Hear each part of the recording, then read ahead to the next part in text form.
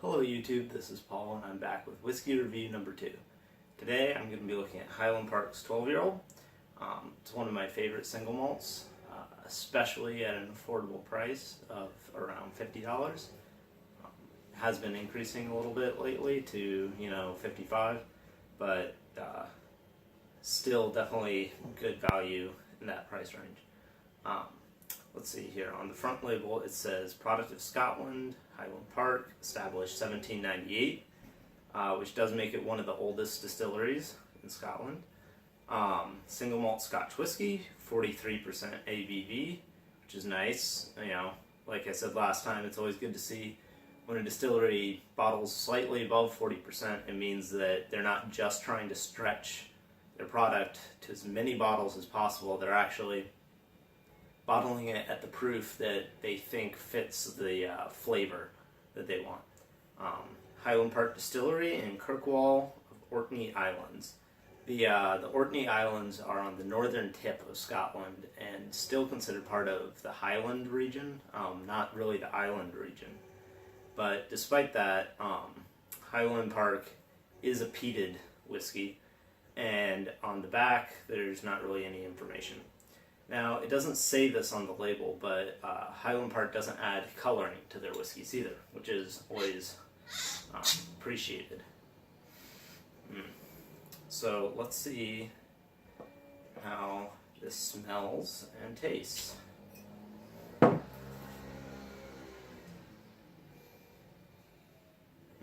So immediately you get a little bit of peat, and really, it's a delicate peatiness.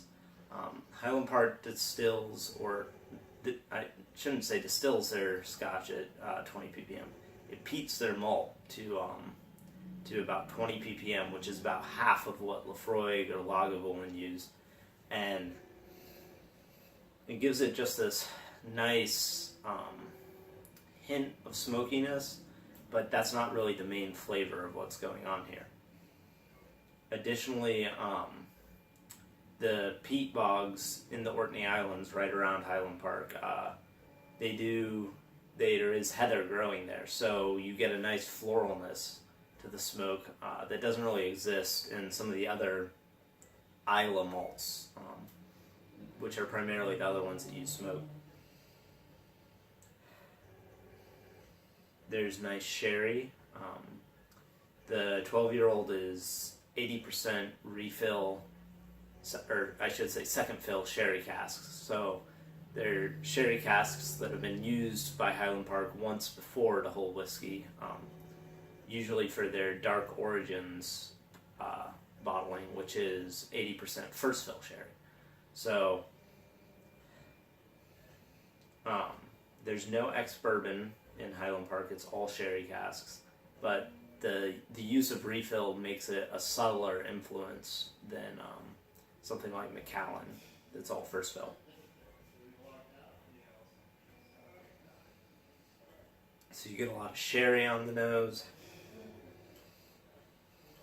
but it's really dry. It's not that jammy, raisiny sherry that you get from Macallan. It's more of like dried fruits right after they've been cut, rather than that raisin like left in the sun to bake kind of thing. Just a little bit syrupy, so let's see how it tastes.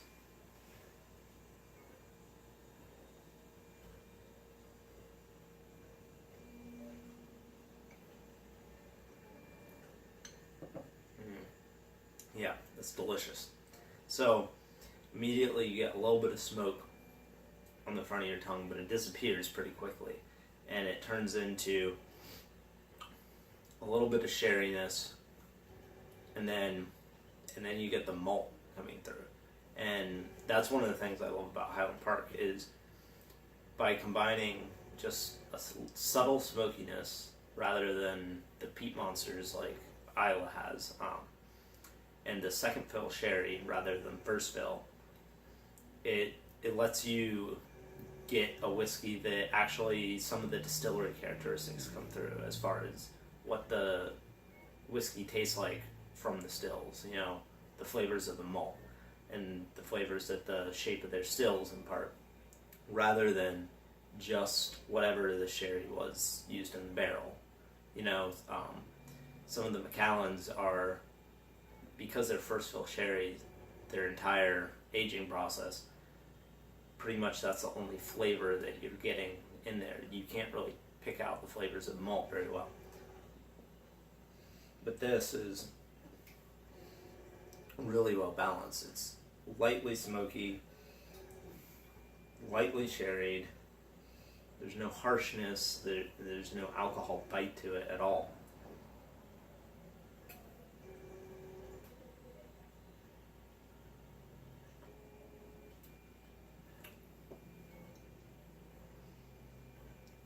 I get some like cherry, a hint of oak,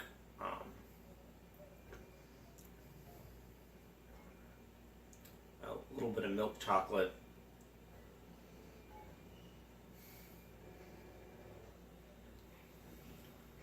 a lot of those dark fruits. So I would definitely say if you find this bottle for anywhere between $50 and $60, pick it up. Above 60, I would suggest, you know, looking at some other options, but definitely in that price range, this is absolutely worth your money, and one of the best whiskeys I think you can get for right at about $50. Now, if you're someone who loves the big smoke bombs, this isn't going to be smoky enough for you.